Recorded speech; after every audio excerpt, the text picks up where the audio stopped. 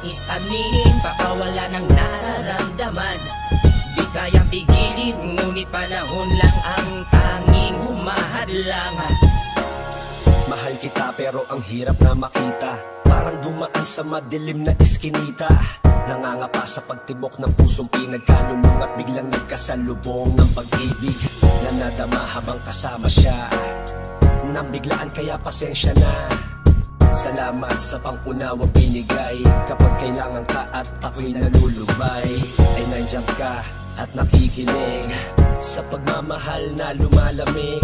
Di man ngayon ang oras at panahon na makapiling ka sa aking paglingon at masuklian ang ibinigay ng iyong pag-ibig na nag-aantay at umaasa kahit malayo at luminaw ang malabo. Magkasama magsing-irog, sila yung magkasintahan. Perpektong nagsasama, ni walang bahid kapintasan. Turingan mag-asawa at kasal na lang ang kulang. Para sa nagmamahalang nais na maging magulang.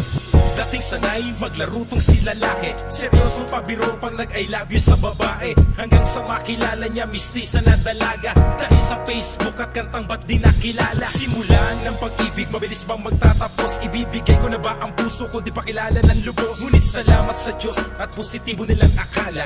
Magsyota lang nung una, mag-asawang tinadhana. Tulad ng hangin, dumampi sa damdamin.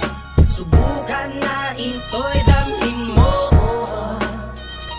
Nais sabihin, nais aminin, pakawala ng nararamdaman. Di kayang pigilin, ngunit panahon lang ang tanging humahadlang. Nagkatagpo sa maling panahon, pero doon nabuo ang ating relasyon. Nakasaad ba sa tadhana na gawing mali ang tama? Tuloy pa rin ba sa simbahan kung ang prosesyon ay mahaba? Tayo sanang dalawa, ikaw sana at ako, magmamahal ang totoo hanggang tayo'y magkaapo. Parehas natin tong gusto nang hindi sinasadya ang ating pagtitinginan na sinikreto sa madla. May asawa ko't anak, nakatestamento ang kasal. May anak ka sa pagkadalaga, ba't ikaw ang minahal? Kahit saan mang anggulo, tignan ito ay magulo. Ititigil ko na ba o itutuloy pa to?